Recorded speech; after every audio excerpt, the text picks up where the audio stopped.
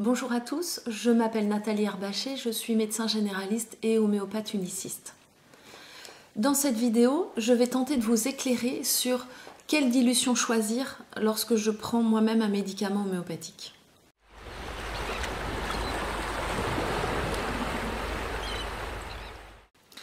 Alors en homéopathie, on sait tous qu'il existe différentes dilutions. Que ce soit en dilution hahnemannienne, les 5CH, 7, 9, 15, 30CH, et les dilutions corsacoviennes qu'on a un petit peu moins facilement en France, mais qui existent 12K, 30K, 200K et plus. Il existe 3 niveaux de dilution.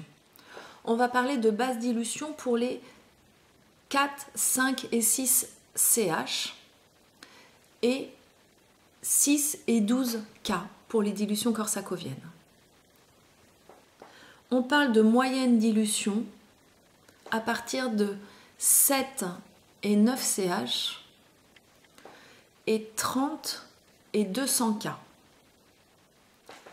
Enfin, les dilutions au-delà de celles-ci vont être considérées comme des hautes dilutions. Donc à partir de la 15 CH, 15 CH, 30 CH et plus, et à partir de 1000 K, 10 000 K et plus pour les dilutions corsacoviennes. Alors à quoi correspondent ces dilutions ? Il est admis que plus la dilution est élevée, plus l'action du remède va être profonde et durable. Mais également, le revers de la médaille, c'est que plus la dilution est élevée, plus le risque de faire de symptômes inattendus, non désirés suite à la prise du remède est important. Alors en pratique, quelle dilution utiliser ?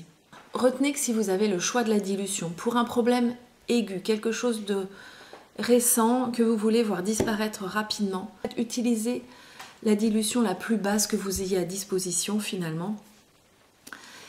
Et ça, j'en ai parlé plusieurs fois, lorsque vous vous automédiquez, prenez le remède quelques fois et de façon très brève, quelques prises maximum sur quelques jours, maximum 5 jours, mais pas plus, au risque de voir développer des symptômes liés à la prise de ce médicament. Ça va être différent si vous souhaitez reprendre votre traitement de fond pour un problème chronique, parce que vous voyez l'ensemble de vos symptômes revenir, et alors à ce moment-là,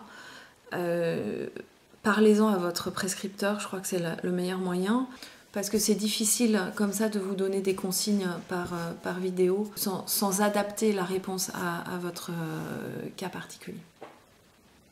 Voilà, donc en résumé, si vous prenez vous-même un traitement, restez sur une dilution la plus faible possible. Après, je peux faire une petite aparté. On dit on prend la dilution qu'on a à disposition. Alors vous allez dire, bon bah je contredis ce que je viens de dire là tout à l'heure, mais non en fait. C'est-à-dire que vous avez une grippe, vous avez le médicament que vous pensez pouvoir vous soigner, mais vous l'avez qu'en 30 CH.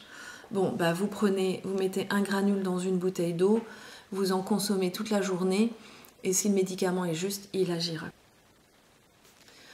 Voilà, j'espère avoir été claire. N'hésitez pas à laisser des commentaires ou des questions si des choses n'ont pas été limpides. Et je vous dis à bientôt. Au revoir.